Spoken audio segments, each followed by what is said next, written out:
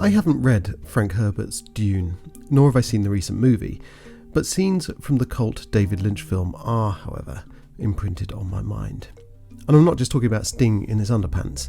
I'm referring, of course, to the Litany Against Fear, a poetic mantra recited by the Bene Gesserit, and it goes like this. I must not fear. Fear is the mind killer. Fear is the little death that brings total obliteration. I will face my fear. I will permit it to pass over me and through me, and when it has gone past, I will turn the inner eye to see its path. Where the fear has gone, there will be nothing. Only I will remain. Who is this I that remains when the fear is gone? Maybe somewhat tangentially, this makes me think of the words of Pema Chodron. Only to the extent that we expose ourselves over and over to annihilation can that which is indestructible in us be found.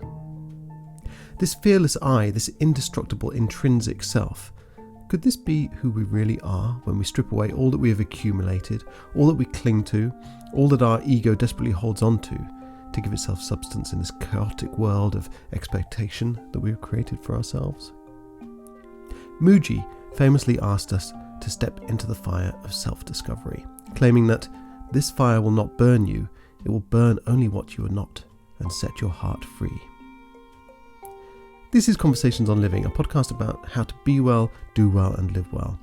I'm Chris Brock, and today I'm stoking those fires of self-discovery and getting ready to annihilate everything that I am not with the hope of discovering the indestructible I, as I talk to Kevin Krenitsy, author of the forthcoming book, The Still Point. The premise is this: life gets better, easier, and flows with less resistance when we stop fighting it, and instead come to it only as it is, and not with all the stories we've attached to it. And furthermore, we get better when we come to it only as we are, and not with all the trappings of emotion, anxiety, worry, and ego. The still point of who we are and where we are, as Pema Chodron might say, that part of us which is indestructible. You can find out more about Kevin at his website, which is www.authorkevinkrenitsky.com. And before we get into this conversation, just a word about Headliner. Headliner is the app that I use to create those audiograms with which I market this podcast. You've probably seen them, little audio snippets with captions or a waveform, and Headliner is definitely the easiest and most powerful way to create them. So if you host a podcast and you are interested in creating these kind of things, then check them out at headliner.app. And also a word about Plane. Plane is a game created by a friend of the podcast, Krish Shrikimar, and it's a meditation game. So you follow a fox along and you create a beautiful island. You grow trees, you grow plants, and you bring this island to life using the power of mindfulness. It's a great way to discover simple meditative and mindfulness techniques, as well as some simple relaxation techniques as well. So check it out at plane.co. That's PLAYNE.co. And now, without any further ado, here's that conversation with the author Kevin Krenitsky about The Still Point. Kevin Krenitsky, thank you for coming on the podcast. How's your day going? Has it got off to a good start? Wonderful. Thank you. Fantastic. And you are the author of The Still Point, which is, the subtitle is The Simplicity of Spiritual Enlightenment. And I know the idea of spiritual enlightenment makes some people run for the hills because it sounds a little bit kind of, I don't know, I hate to use the word woo-woo, but I think, we are essentially spiritual beings, whether you're religious or not, whether you kind of have any kind of spiritual practice. The very energy that we bring to life is kind of our spirit with which we live our lives. And this whole idea of spiritual enlightenment is something that is kind of wrapped up in all kinds of different meanings and perspectives and ideologies and all this kind of stuff. But your kind of message is very simple, that we're living our lives filled with anxiety and worry and all of these kind of things that kind of go along with a Western existence where we have to pay the bills. But that's not our natural state, is it? That our natural state is actually one of peace and calm and happiness.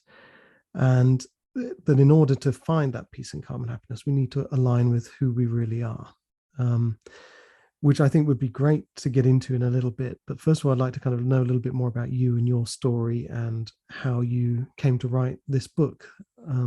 So I'll leave it over to you if that's okay. Yeah, thanks, Chris. I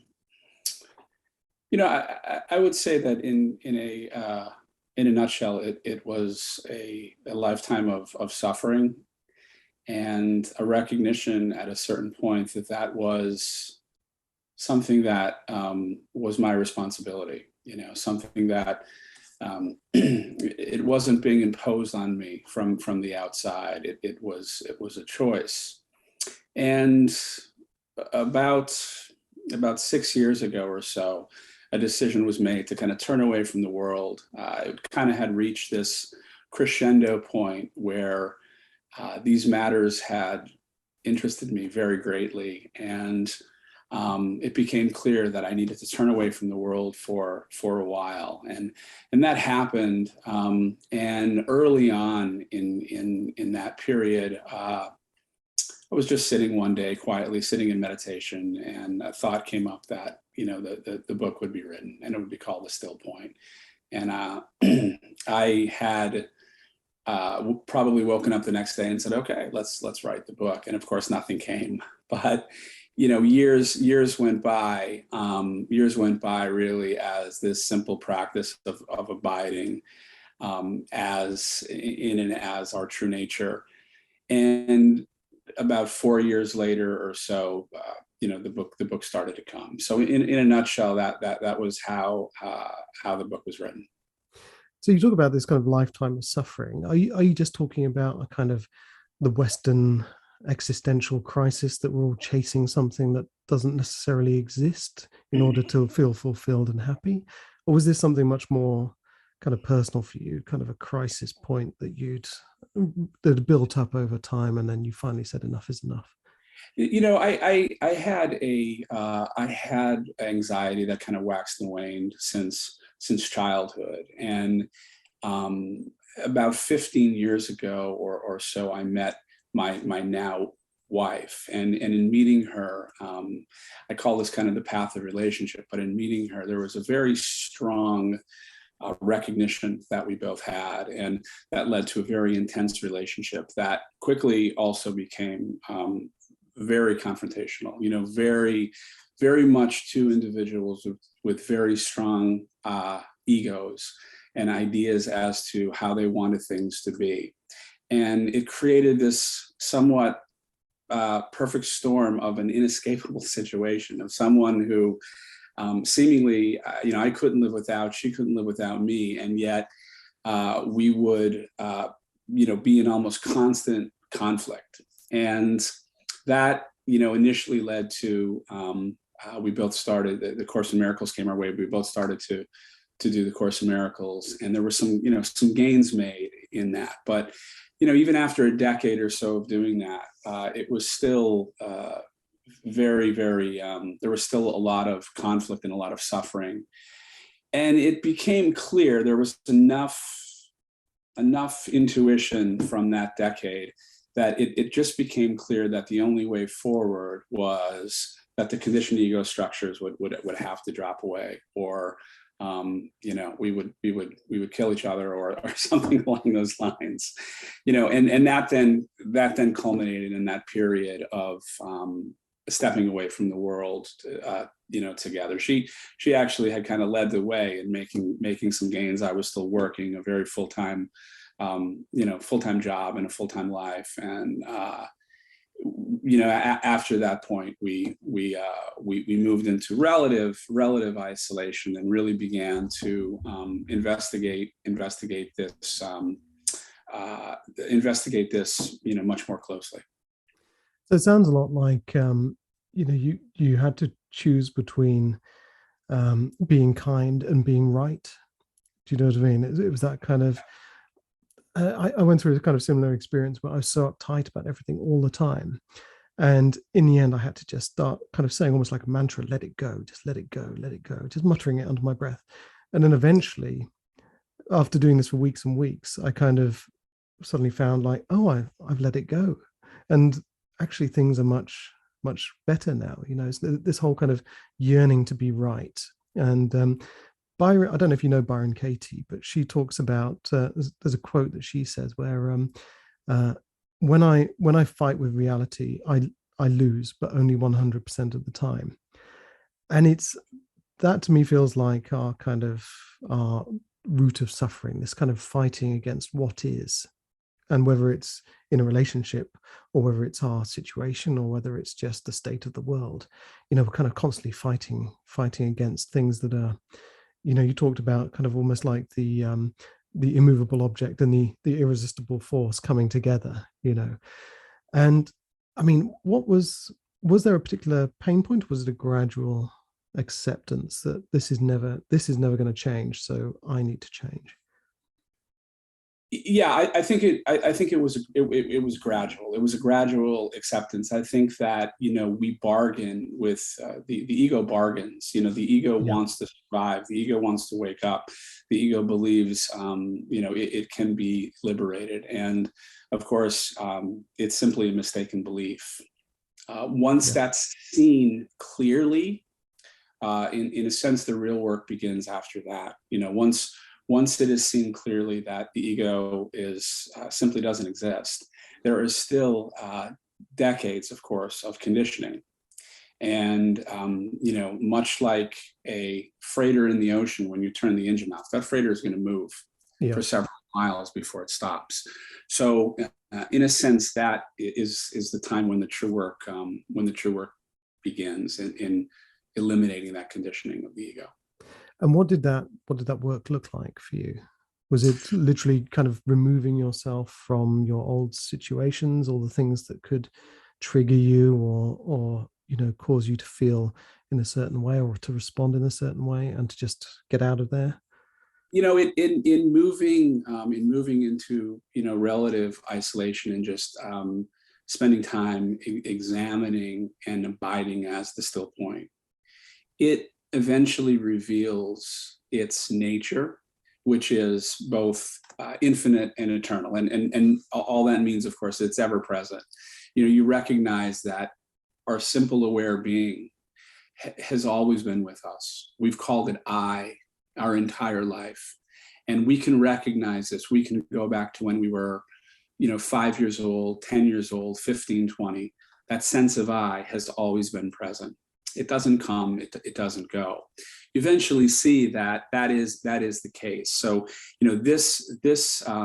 this ever-present nature of our true being is eternal, and also it lacks nothing. It's infinite in that it has no borders. It's really has no limitations to it. So the fear of lack, the fear of death go away when that is recognized. But also at that point, which is the point that is typically called liberation or enlightenment, or of course, there's many words for it. Enlightenment is simply it is simply one word. That's very much when the true work of eliminating the conditioned habits of the ego begin. That's when there's a realignment of the way we feel, the way we experience, the way we relate after that point. And that's something that is an ongoing process. But in terms of how that's done, it's very much in my case, in being here and having having my partner and working, it's an every moment type of engagement. You're measuring yourself every moment by the way you interact, and whether that interaction is in alignment with truth, or whether it is more in alignment with the belief in being a separate self, which was the previous reality.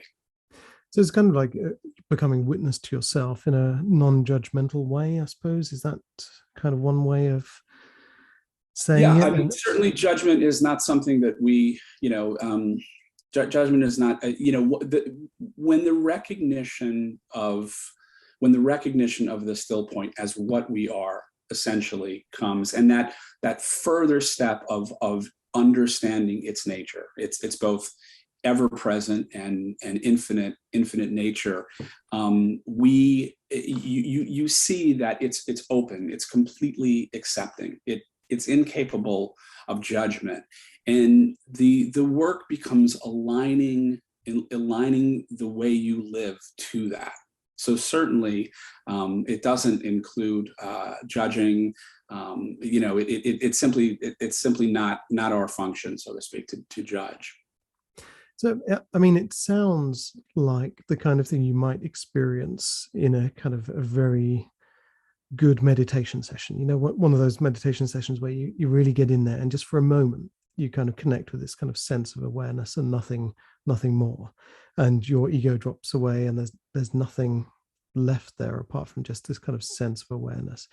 But how do you carry that through in daily life, especially here in the Western world where you're bombarded with kind of the news all the time, things to spend your money on that will make you happy if only you could afford all the down payments on them, the bills to pay, all of this kind of stuff. How do you not kind of end up just coming straight back into this kind of sense of anger, bitterness, discomfort with the world and your place in it straight away?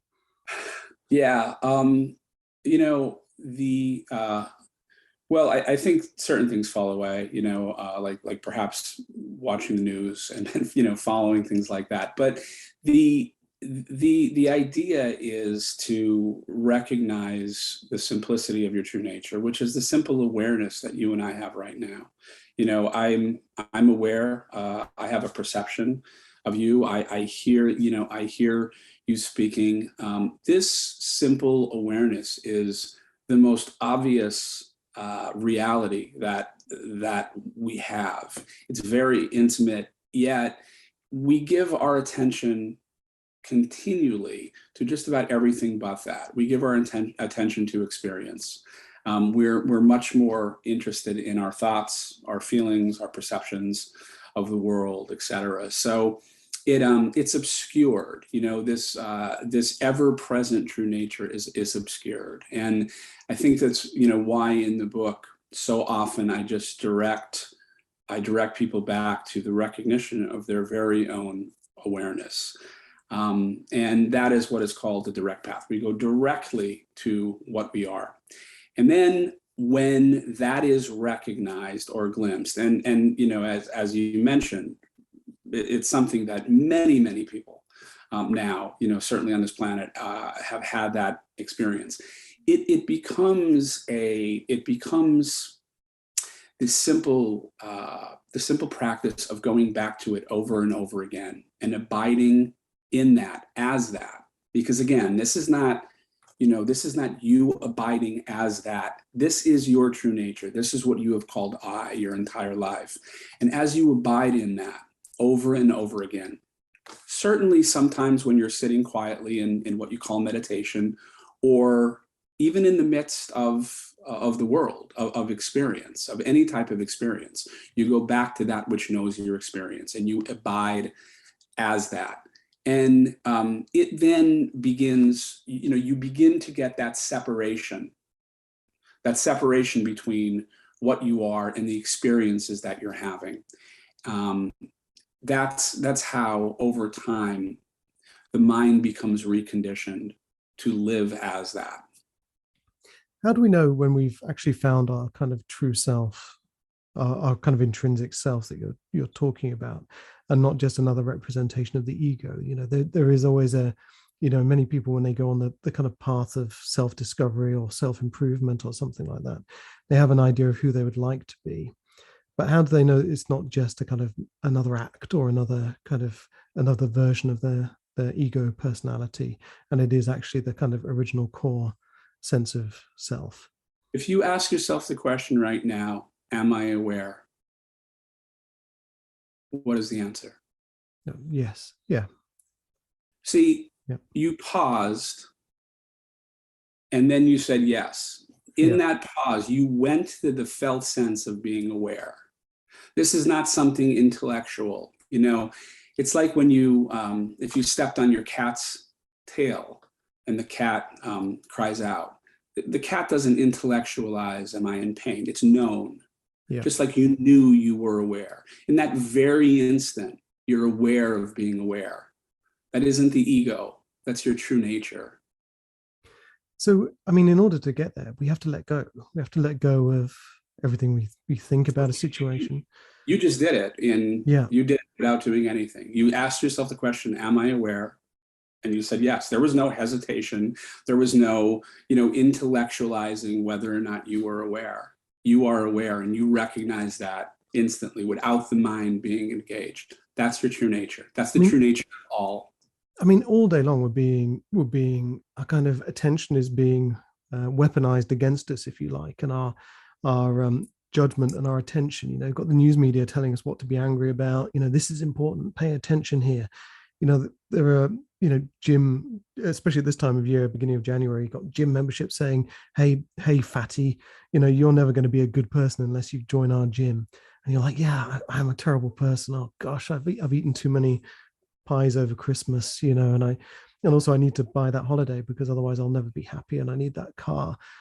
How can we, I mean, is it literally just a matter of practice and practice to kind of just let go of all of this stuff and to just kind of walk as if we're bulletproof through the world as it is designed to kind of distract us from this? Yeah, it's important to recognize that what you are can't be practiced, right? You can't you can't move towards yourself. You're already there. As you just recognized when you asked yourself the question, am I aware? Yes. So, that is not a practice. That's a timeless instant, a timeless recognition, sorry. Abiding as that, whether you call it, formal meditation and you sit down and you ask yourself the question, am I aware? And then you abide as that awareness over and over again. That seems to be a practice for the mind, and it's a practice that, that should be undertaken. So yes, this is the, if you will, the distancing and the separation between that simple awareness that you are and everything you're aware of. Because again, we have been programmed to give almost exclusive attention to everything we are aware of, all of the things you're talking about, but even our thoughts, our thoughts and our feelings, which simply arise in our awareness. We give them identity. We put our identity, who we are, we put that identity in our thoughts and our feelings and in the body. And ultimately, of course, we are putting our identity in that which is ephemeral, things that come and go. And we wonder why we're anxious. We wonder why we're depressed. We wonder why, yeah. So yes. I mean, are we, in order to maintain this kind of sense of just being aware and to not just be aware in the moment, but to be aware going forward and to keep asking that question, do we need to, is it required that we make shifts in our lives? So if there are things that kind of pull us out of that, and and our response to those things is unhappiness, for example, or stress, are we, is it a requirement that we kind of actually say, this thing is preventing me, this situation is preventing me from aligning with my true self, it's preventing me from letting go, so I need to shift to somewhere else. My job is preventing me from doing this, the news that I watch is preventing me from doing this. How can we, is it a matter of kind of making big shifts in our lives to allow this to happen?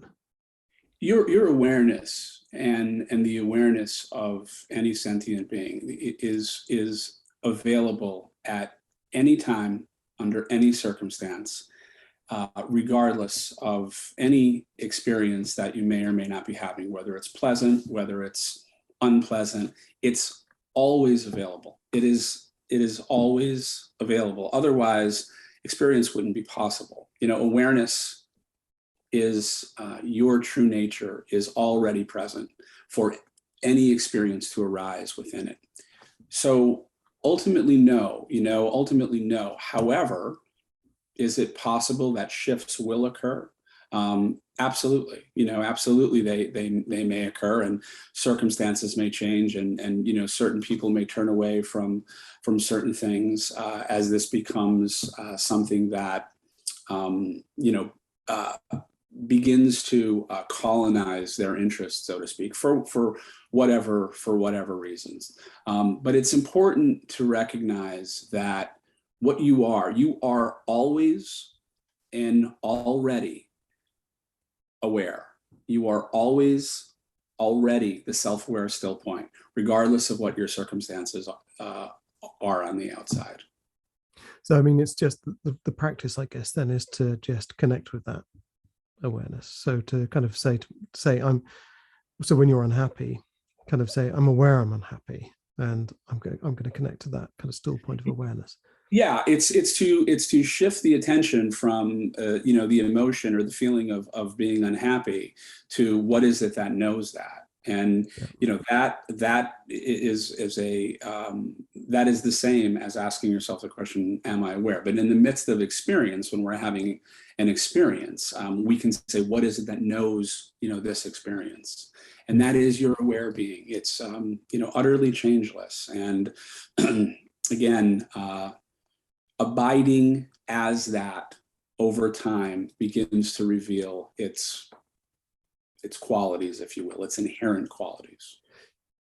So abiding by this continually, this kind of sense of being aware, this sense of kind of being a field of awareness, if you like, does that disconnect you from experience? Do you find that you're kind of experiencing life but one step removed because you're constantly there's this kind of constant I'm not experiencing it, I'm aware I'm experiencing it, the the um the final the final step, or if you will, the recognition that there is nothing to experience but this self-aware still point vibrating within itself. In other words, it's it's the vibration, if you will. Experience is nothing but the vibration of this awareness within itself.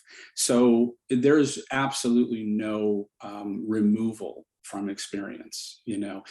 Experience, certainly the nature of the still point and your true nature, which is its peace and its happiness itself. It isn't joy, or it isn't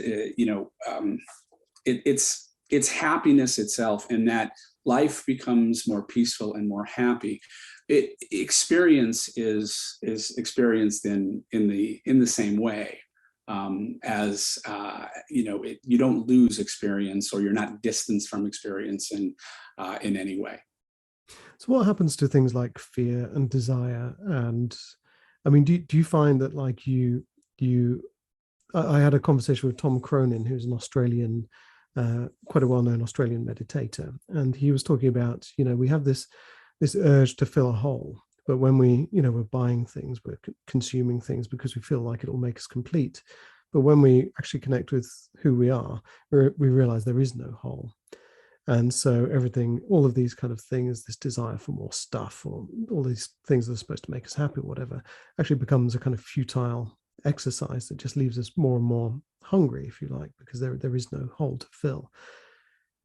But I mean, does our kind of place in the modern world fall away? Do we become more and more kind of living more and more simplistic lives because we no longer, our desires are no longer, our desires for kind of material comforts, for example, are no longer valid in a way, because we're aware of them, but we're not kind of in their being, having those desires, but we're aware of the desires, but we're aware of the kind of emotions and the experiences.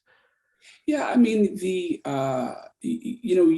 your desire, there is still desire, but the desire is no longer moving towards a hope of completion. It's coming from being complete. It's a celebration, basically. It's a celebration of love. It's no longer moving towards love. It's in love. And life is lived very much like that.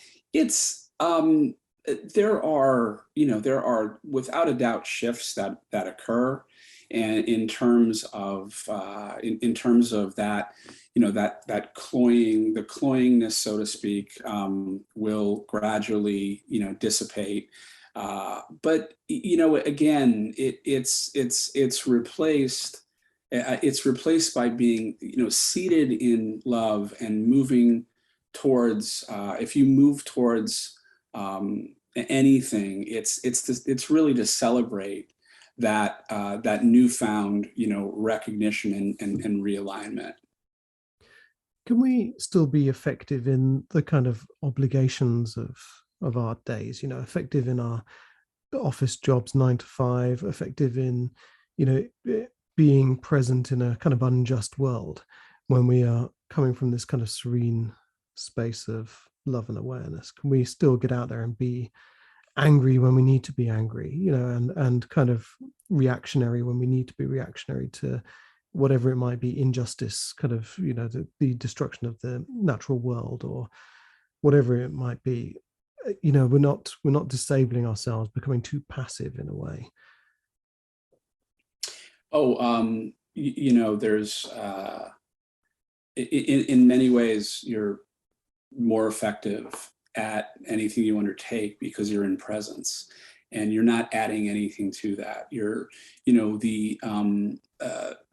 So often when we perform tasks, we're lost in our mind. We're not necessarily present in what we're doing completely because our mind is going in a million different directions and we're following those thoughts. We're giving attention to those thoughts. It may be true that, so I would say that in my experience, you're much more effective at what you do. Things may fall away. In other words, you may choose not to give your attention or to perform certain tasks or do certain jobs simply because your interest in them has fallen away. But what you do will be done in presence, really, without the addition of thoughts which are really not necessary. So I would say your effectiveness actually goes up. Yeah, because I know there are things we do every day that are so affected by our emotional attachment to them, and also that attachment gets connected to our identity. You kind of become someone who I'm not the kind of person who can face those kind of conversations, or I'm not the kind of person who answers the phone when I don't know the number, or a million different other permutations that we are driven by fear, perhaps, or and it becomes almost paralyzing in our ability to get stuff done because I can't email that person because I know they'll want a conversation afterwards, or they'll be angry at me, or whatever it is. And so we become less effective. We don't want to rock the boat, and so our world becomes a little bit smaller. It sounds very, very stoic in a way. The Stoics talked about the ego getting in the way, and emotions being much too kind of influential, and we attach too much meaning to things when actually we need to just get on and get them done and deal with it. Is there a sense of that, or is it kind of almost like the antithesis of that, where the Stoics are much more about kind of powering forward without emotion, whereas this is much gentler way of going? Yeah, it's when recognition of self occurs, and when when you abide as that and you recognize its nature, there just becomes this alignment process begins to occur, and it really begins to infiltrate the way you relate, the way you think, the way you feel, the way you relate, the way you interact. Actions happen spontaneously. Doing occurs. But yeah, I wouldn't, I'm not sure that stoicism or being stoic is the right way to put it. It's you're simply much more in line with what is, without adding superfluous thought to it that doesn't need to be added. And this is not to say, by the way, that thinking is an issue. It's simply that thinking that arises on behalf of a sense of separation that must be discarded. I mean, it sounds like an amazing release almost, that suddenly you are here and it feels clean. You know what I mean? It feels like you've kind of shed all this kind of dirty stuff that's holding you back and weighing you down, all this kind of programming about, I'm not good enough, or I could never do that, or the world is unfair and unjust. And actually it's more just a kind of sense of, well, here I am. Let's just go from that position, and here I am and here the world is, and let's just kind of go to work, if you like. Yeah, I think that the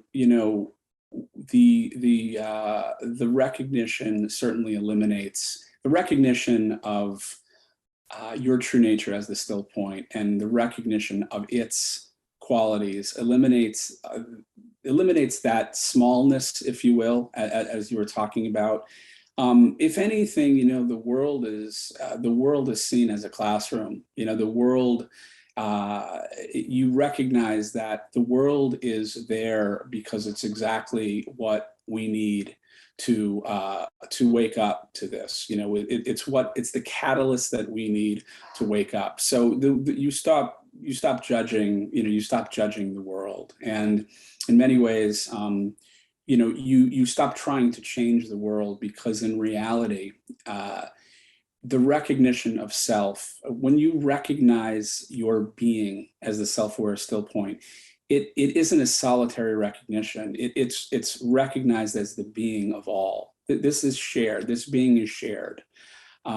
It's not my consciousness, my awareness, your consciousness. There aren't 7 billion unique separate consciousnesses.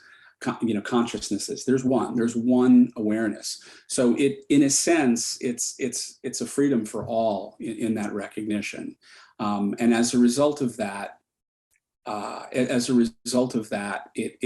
you're providing the greatest service that you can to humanity by coming to this recognition of self. We talked about how kind of, we are conditioned to kind of forget about this sense of, who we are, who we came here to be. We get all this baggage put on top of us, all the kind of cultural expectations and all that kind of stuff. Do you find that, if you don't keep up a certain practice or whatever it is, that, that can creep back in? I mean, do you have to kind of when you wake up in the morning, do you have to kind of just remind yourself to be aware, or is it just something now that you just step into naturally every day? Well, there's if it feels like a practice needs to be done, the practice should be done. In reality, there can't possibly be a practice to be what you already are, right? Yeah.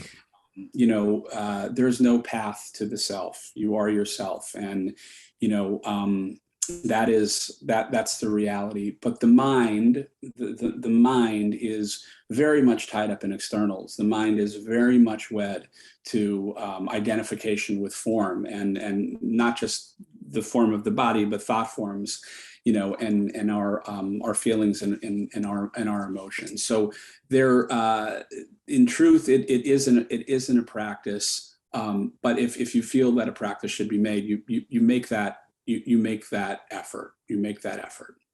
So maybe not so much a practice to kind of get to ourselves, but a practice of shedding all the kind of thoughts that are going on here that may kind of get in the way of the self or whatever it is. I mean, for you, is it something you just kind of wake up and you're just aware, or is it something that you have to kind of sit down for a minute and kind of say, hang on a minute, all this, immediately my to-do list is popping into my head and that's causing me anxiety. Let me just take a moment to breathe here and just reconnect with what's already there. Sure. We, for example, we don't have the ability to control our thoughts. If ask anyone to sit down and close their eyes if they haven't meditated, let's say, and control their thoughts, you quickly find out you can't do that. But what power we do have is the power of attention, and that is whether we give our attention to thoughts or not. So it's really a binary choice. Thoughts that arise on behalf of being a separate, isolated self, the ego mind, are thoughts that can be dismissed. You simply don't attach to them. You don't give them attention.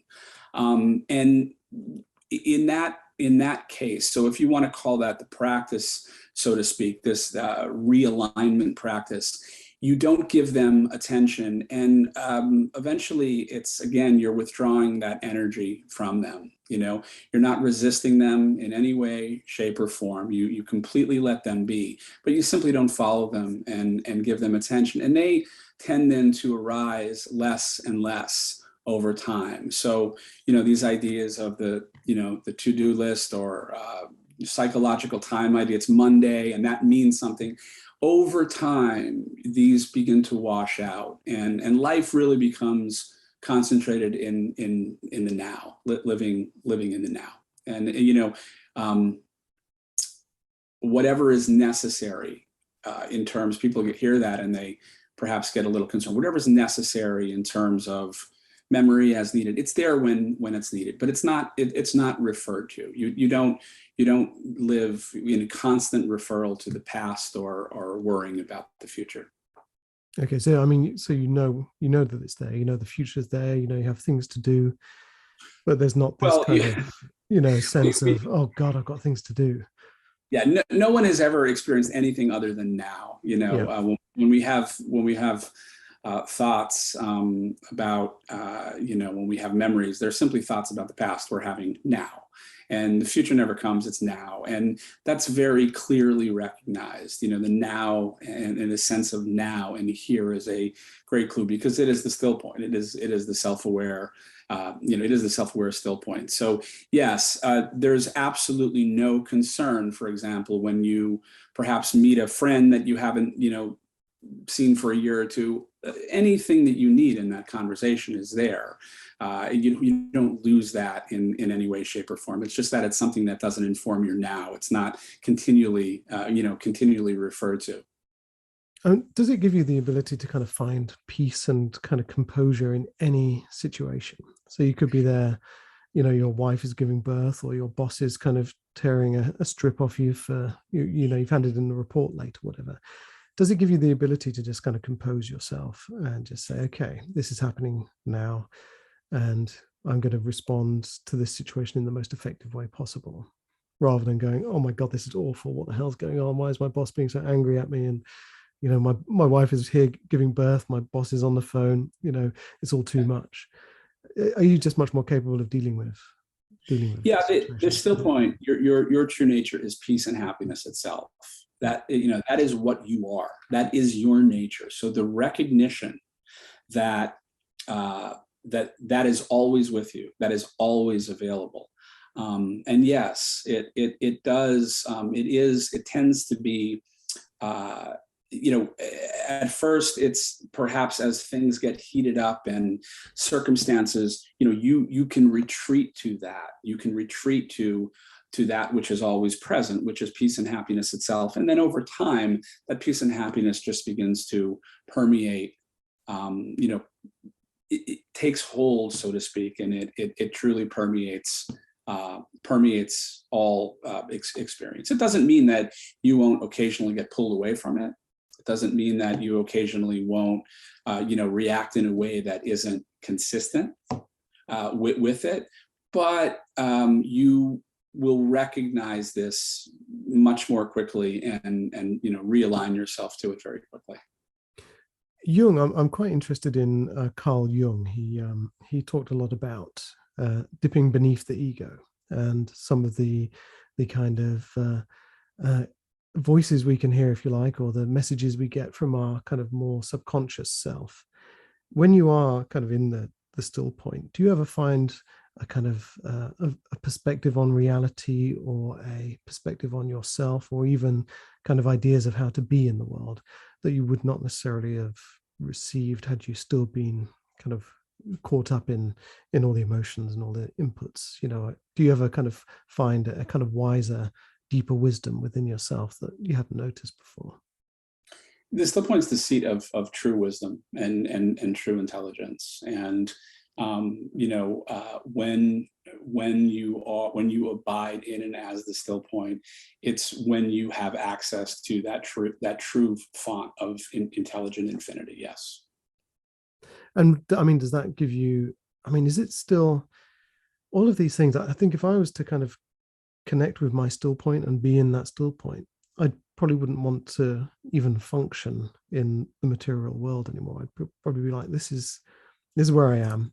and this is quite nice, and I'm aware of everything that's going on around me, and I'm just going to stay here. I'm just going to stay in this position. I'm sat here in my chair, and I don't need to go anywhere else. I don't need to be involved in life anymore. I'm quite happy, thank you. How do we keep turning up? No, it's in Zen, in Zen there's this.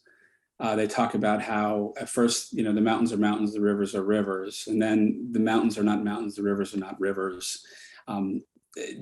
Denoting that period in a sense. But then the mountains become mountains and the rivers become rivers again. And then is this reintegration of experience, reintegrating experience with this kind of newfound understanding. And I think that's that's really the case. Is if anything, it's life is lived in a much more appreciative and dynamic way because of that.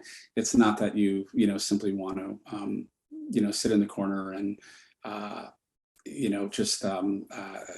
just kind of avoid experience. At least that's not my experience. Without a doubt, for many folks that, and it was in fact the case for me again in turning away from the world for a while and really truly eventually reintegrating everything, including the way that I interact with others. But that is something that comes as a natural process of this as well. There's the old saying, isn't there? That, before enlightenment, chop wood and carry water. After enlightenment, chop wood and carry water. You have to carry on and continue doing that. That's right. How did when you turned away from the world, you kind of had this, I don't want to call it a discovery, but you kind of found something that you'd always had all along, and then you reintegrated. Did you find that the world responded to you differently afterwards, or was that just kind of irrelevant now? I think that the answer in many ways is yes. When you begin to treat the world as with this recognition of the unity, so to speak, and the fact that it's nothing but this consciousness in vibration. Many things happen, and I as an example, your relationships improve across the board. And I think that, it may not always be the case that everyone else feels that way, but certainly you've kind of, healed those relationships. And yeah, it's different. I'm sure it's absolutely different for everyone. So I can really only speak, from my own experience, but yes, the world, your true ability is to determine how you can't change what's on the screen of the world. You get to change how you react to it, and that's the real power that you have. But seemingly then there are things that that change. When you stop fighting the world, it stops fighting back. Yeah, I kind of have a saying that I throw out into some of my conversations. When you step up to life, life steps up to meet you. And it kind of mirrors the energy that you bring to the world. And if you go into the world looking for conflict, then you're going to find conflict. But if you go in with a kind of peaceful approach and an open approach, then that's kind of the same response you get back. The subtitle of the book is the simplicity of spiritual enlightenment. Is it something, if you put things in there, steps that people can take to kind of go on their own journey to shed all the things that they are not in order to find who they really are? Is there a kind of a sort of some guidelines that people can follow to get the ball rolling? Yeah, I mean, I think that it's titled The Simplicity of Spiritual Enlightenment because what can be more simple than simply being what you already always are and cannot not be? So that's pretty simple. I think that probably more times than anything in the book is this simple directing people back to their own awareness, their own aware being. It's before you have to have this recognition of self before self-realization can occur for the most part. For most folks, it has to be this recognition of self, and then this abiding in and as that which you already are.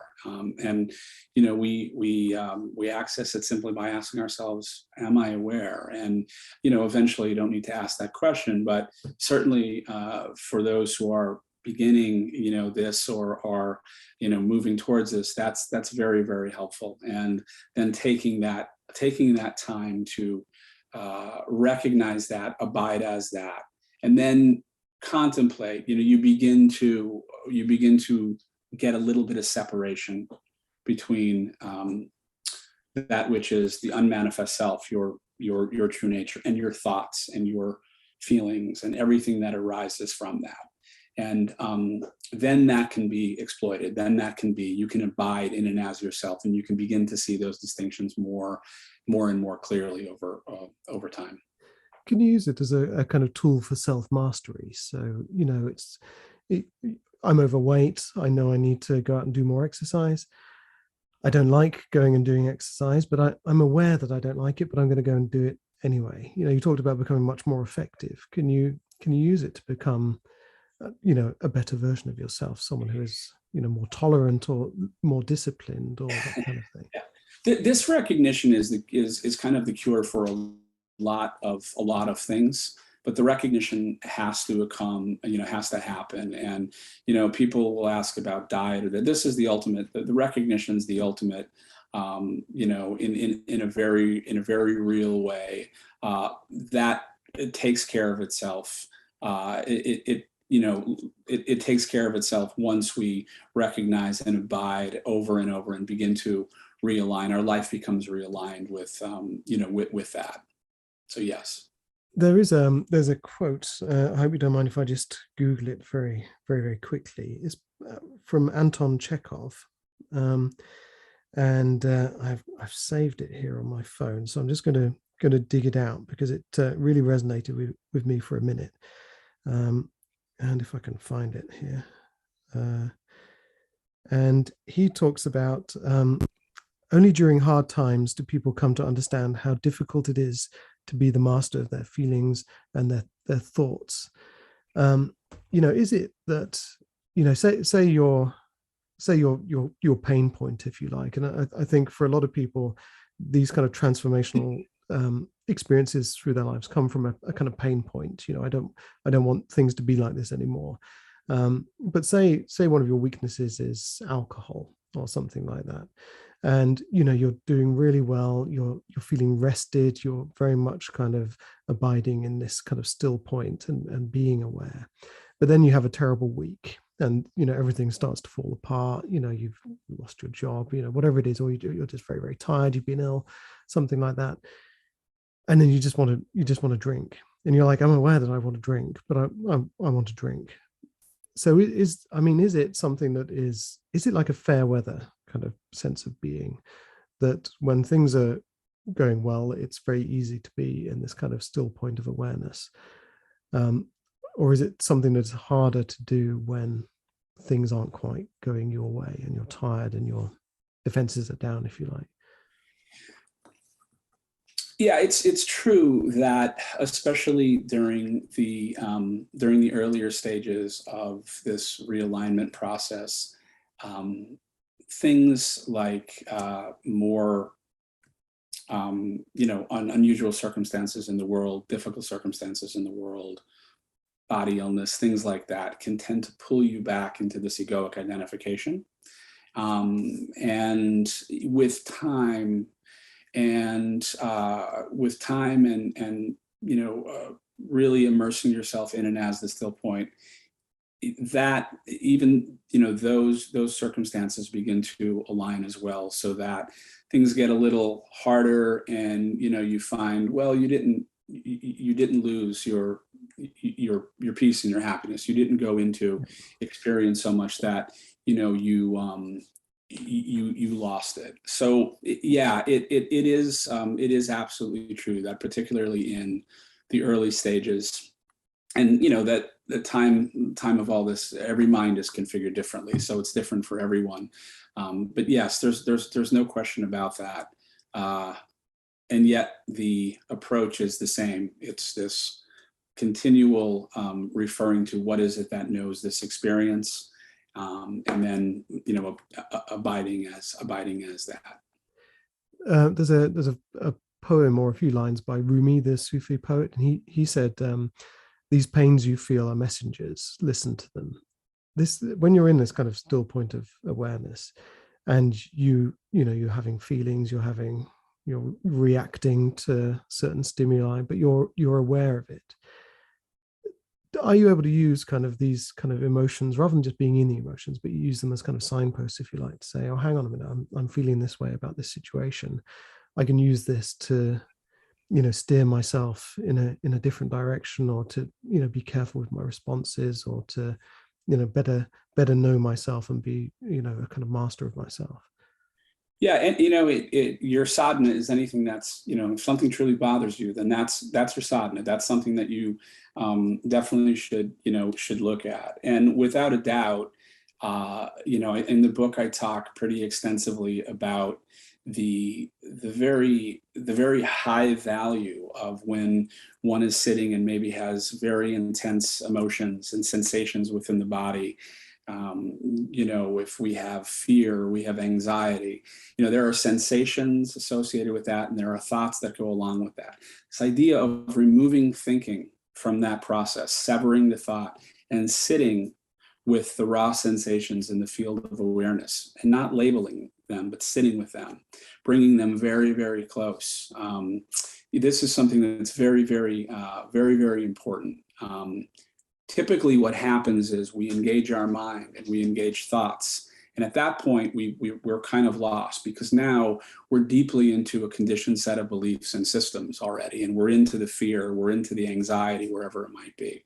But as we practice this, we get to the point where we can suspend our thought and sit with the raw sensation.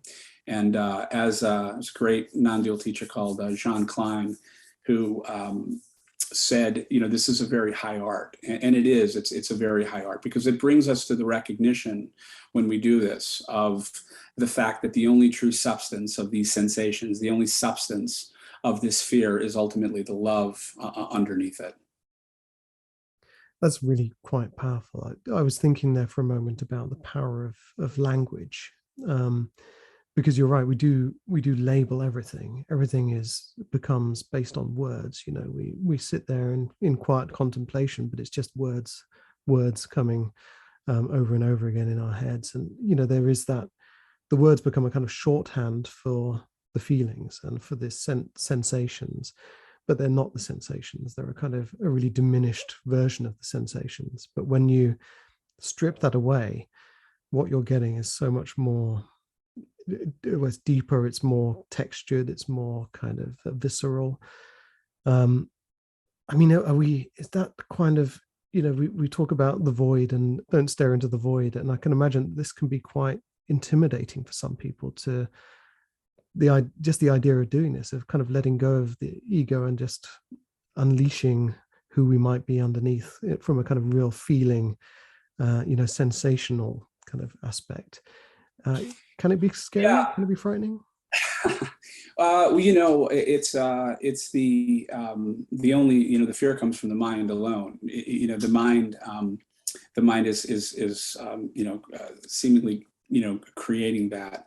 There's this, this great quote from the Christian mystic, Saint John of the Cross. I think I put it in the book. If a person wants to be sure of the road on which they tread, they must close their eyes and walk in the dark. And of course, he wrote about, the dark night of the soul. So that is a period, and that is something that has to be moved through.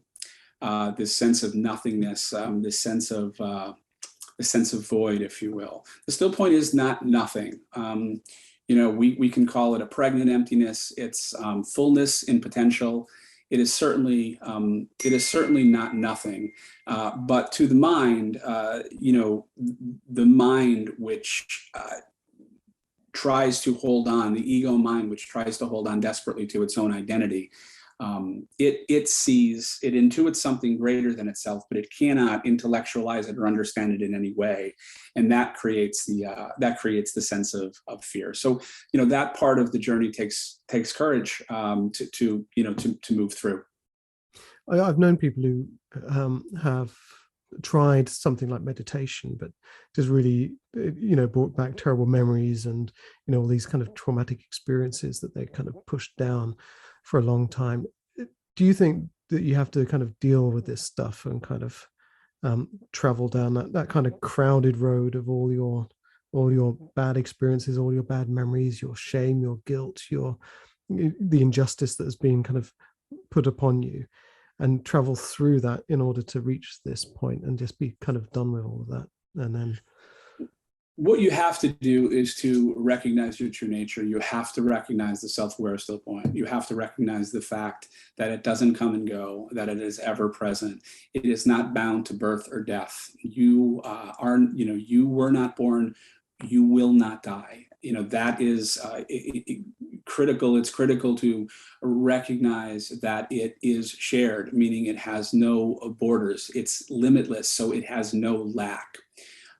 There is no question that that light, if you will, the light of the self, anything that is brought to that, whether they are thoughts, memories, and any of these things, when they are brought to the truth, it will dispel them. It will dispel them, but they have to be looked at.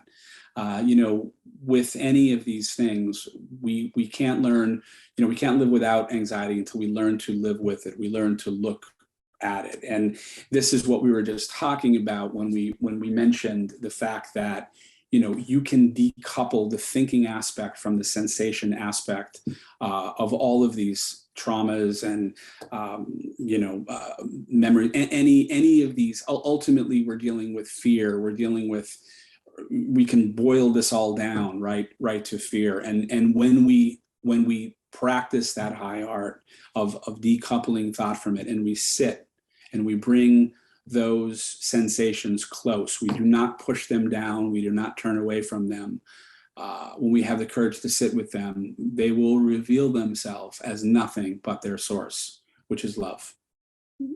Yeah, that's really powerful. There's another quote. I'm all about quotes, but Joseph Campbell said that the treasure that you seek is in the cave you fear to enter, or something like that. The cave that you fear to enter holds the treasure that you seek, and it's so true. This notion of fear is much more powerful than the thing we're actually afraid of. Once we see the thing we're afraid of, half the time it just evaporates into nothing. That kind of thing. Well, that's really quite a powerful conversation. There's a lot here that I'm, need to kind of delve into further, I think. So I'm going to have to go away and get the book, because there is so much here. There's kind of, we talked about Zen. It feels like there's a sort of touch of Taoism in this. There's a little bit of everything, but ultimately it's just a kind of, I think, a kind of release from everything we're not, in order to kind of find who we really are, who we truly are, and that kind of light, if you like. And it's something that I'm quite eager to experience myself and just to get into it. If people want to find out more about your ideas, your writing, your book, where can they go to dig into that? Yeah, so the book, The Still Point, will be released on March 1st. Hardcover initially, an audiobook. Amazon, it's available for pre-order at Amazon.com now, and other outlets as well. There's a website, author.KevinKrenitsy.com. So should be, relatively widely available March 1st. And you talked about this as part of a kind of, we're in the middle of the biggest wave of self-realization that the kind of world has ever seen. Do you think it's authentic self-realization, or do you think it's kind of, do you think there is a genuine spiritual revolution going on right now, or do you think it's something else? I do. I intuit that, I can only speak to the level of intuition, but I intuit from what I feel and what I see, that it is a genuine movement across the planet. And of course, every mind is at a different place. Every mind is in its own, it has its own time, to wake up. So certainly there are many levels of it, but in general, I see it as a very significant step forward for humanity. And in fact, it's simply because it's necessary. We've reached the end of the alternatives, unfortunately. So before we go, just one.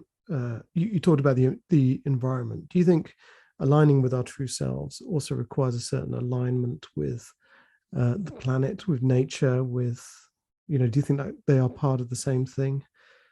It's unquestionable. When we recognize, when we live as fragments, as isolated, the belief in being isolated, separate fragments with the ego mind, everything is then other than us. And that doesn't only include other people or animals, it includes the planet as well.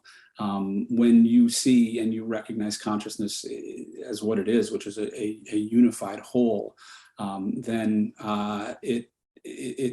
everything changes in that regard. So yes, it's the only way ultimately that the outward projection of the world really can change in a true and meaningful and lasting way, is for humanity in a much more significant number to wake up to the recognition of their unified being. And do you think this is something we're going to see in our lifetime? Or do you think it could be 1,000 lifetimes before we see this happening? Well, the most important thing, Chris, that I say to everyone is this is a revolution of one. Yeah. You are responsible for you. And no matter what, no one can imprint this on anyone. Everyone can recognize their true nature themselves. So that's really all we have to. That's really all we can do. It doesn't matter what the state of the outside world looks like, whether the outside world was, seemingly perfect or whether it's flawed.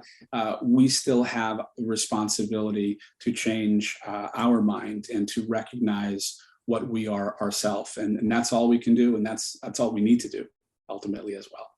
Perfect. Well, I will end on that note. I think it's a great kind of call to action, if you like, and or inaction, a radical call to inaction, perhaps. Yeah, absolutely. That's brilliant. Well, thank you so much for that. I will put all the links and everything in the show notes. But thank you so much for your time. My mind is boggled, but I'm going to go away and digest this. So I'm very, very grateful. Pleasure. So there you go. That was Kevin Krenitsy giving up his time to share with me ideas about the still point. And I think it's a brilliant idea. Just let go of everything you know or you don't know to be absolutely true. And most of these things are connected to our emotional states. They're connected to all the kind of stories we create between the facts of what we know for sure. And I've already started doing this. I found it to be quite a powerful thing. Fear has been a dominant player in my life for a very, very long time. And so just these last couple of weeks since I'm having this conversation, I've decided to stop the fears. Just drop it. And I've been finding it a much more effective way of getting stuff done. So thank you to Kevin for that. So as I previously mentioned, you can find out more about the Still Point and Kevin at his website, authorkevinkrenitsky.com. And you can find out about more episodes of this podcast at the website, which is www.conversationsonliving.com, where you'll find out about me, my writing, my books, and there are meditations on there, and lots of interesting stuff. So check it out, sign up to the newsletter, and don't forget to rate, review, subscribe to Conversations on Living, the podcast. Check out our Facebook group, just search Conversations on Living, and carry on the conversation there if you like. Next week, I'm going to be talking to Chris Plord. Chris is a conscious performance coach, and we're going to be talking about how we can just basically make our lives better, richer, more textured, and really help ourselves to get unstuck and live the life we love. So check out that one. That'll be next week, Chris Plord. But in the meantime, have a lovely day.